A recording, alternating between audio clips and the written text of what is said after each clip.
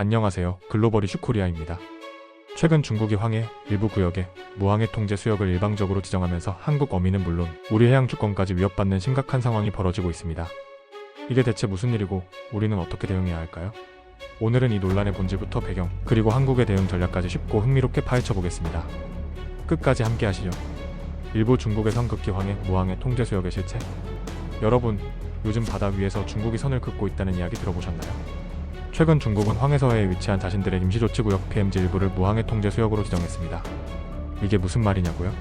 쉽게 말해 여기는 우리 구역이니 함부로 들어오지 마 라고 일방적으로 선포한 겁니다. 중국은 이 조치가 자국의 배타적 경제수역 이지 내에서의 정당한 행위라고 주장하며 해양자원 보호와 군사훈련 필요성을 내세우고 있습니다. 하지만 이 선긋기는 단순한 선긋기가 아닙니다. 국제해양법 협약 UNCLOS에 따르면 이지 내에서도 모든 국가의 항행의 자유와 국제협정에 따른 어업활동의 자유는 보장되어야 합니다. 그런데 중국은 이 구역에 13개의 부표와 3개의 고정 플랫폼 어장 양식시설까지 설치했습니다. 이게 정말 어업시설일까요? 한국은 이 조치가 우리의 주권과 어업권을 침해하는 명백한 국제법 위반이라고 보고 있습니다. 중국이 민간 활동을 가장해 사실상 해당 수역에 대한 실효적인 통제력을 강화하려는 회색지대 전략을 펼치고 있는 것이죠. 총칼 없는 전쟁, 바다 위에서 벌어지는 치열한 기싸움이라고 할 수 있습니다. 이부 바다 위 충돌 온누리호 사건과 한국의 분노. 중국의 선긋기가 현실에서 어떤 충돌로 이어졌을까요? 지난 2월 우리 해양조사선 온누리호가 평화적인 목적으로 황해 PMZ 내 중국 구조물에 대한 조사를 시도했습니다. 그런데 갑자기 중국 해경 선박과 수많은 민간 어선들이 나타나 온누리호의 진입을 막아섰습니다.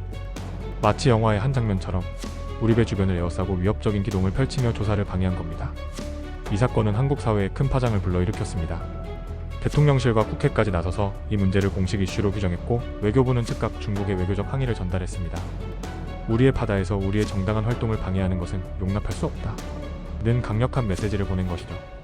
이처럼 중국의 일방적인 행동은 단순히 어업 문제를 넘어 대한민국의 해양 주권과 직결되는 심각한 도발임을 보여주고 있습니다. 삼부 갈등의 뿌리 국제법과 끝나지 않는 논쟁. 이 황해 분쟁의 핵심은 PMZ의 법적 지위에 대한 한중 양국의 엇갈린 해석에 있습니다. PMZ는 2001년 한중 어업협정에 따라 임시관리수역으로 설정된 곳입니다.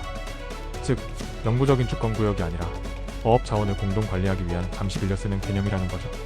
그런데 중국은 여기에 고정구조물까지 설치하며 마치 자기 땅인 것처럼 행동하고 있습니다. 이는 협정의 취지에 명백히 위배될 소지가 있습니다.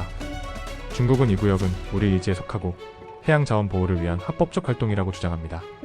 하지만 한국은 항행의 자유와 어업권은 국제법이 보장하는 권리라며 맞서고 있습니다. 양쪽의 주장이 팽팽히 맞서면서 외교적 협의만으로는 해결이 쉽지 않은 상황입니다. 이제는 국제중재나 국제해양법재판소 ITLOS 제소까지 검토될 만큼 이 문제는 단순히 양국 간의 분쟁을 넘어 국제해양 질서를 뒤흔들 수 있는 중대한 사안이 되고 있습니다. 과연 이 바다 위 대결은 어디로 향하게 될까요? 사부 한국의 반격 다층적 대응 전략. 그렇다면 우리는 이 불합리한 중국의 선긋기에 어떻게 대응해야 할까요? 한국은 다각적이고 단호한 대응 전략을 통해 국익을 수호해야 합니다.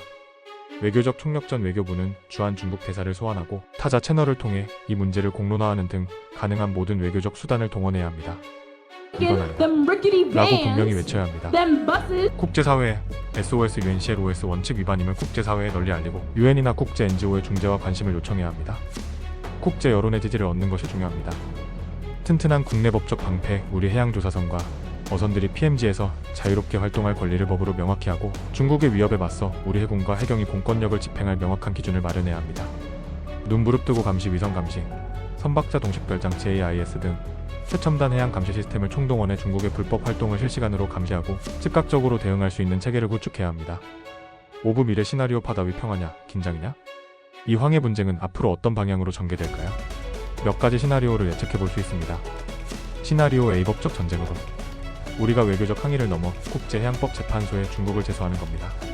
시간은 오래 걸리겠지만 국제법의 심판대에 세워 중국의 부당함을 전 세계에 알릴 수 있습니다. 하지만 그만큼 중국과의 외교 관계는 얼어붙겠죠. 시나리오 B 실용적인 타협. 양국이 서로의 이익을 인정하고 타협점을 찾는 겁니다. 예를 들어 중국의 구조물은 인정하되 우리 어민들이 조업할 수 있는 구역을 확보하고 어업 자원을 공동 관리하는 방안을 모색하는 거죠. 이는 즉각적인 갈등 해소에 도움이 되지만 주권 포기 논란에 휩싸일 수도 있습니다. 시나리오 C 강대강 대결. 우리가 해군과 해경의 해상 작전을 강화하며 중국의 무력 시위에 맞서는 겁니다. 단호한 우리의 의지를 보여줄 수는 있지만 자칫하면 물리적인 충돌로 이어져 동북아시아 전체의 군사적 긴장을 극도로 고조시킬 위험이 있습니다.